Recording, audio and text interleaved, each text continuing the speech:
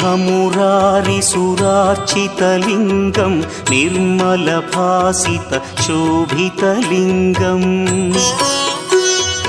जन्मजदुःखविनाशकलिङ्गं तत्प्रणमामि सदा शिवलिङ्गम् देवमुनिप्रवरार्चितलिङ्गं कामदहन करुणाकरलिङ्गम् रावणदर्पविनाशकलिङ्गं तत्प्रणमामि सदा शिवलिङ्गम्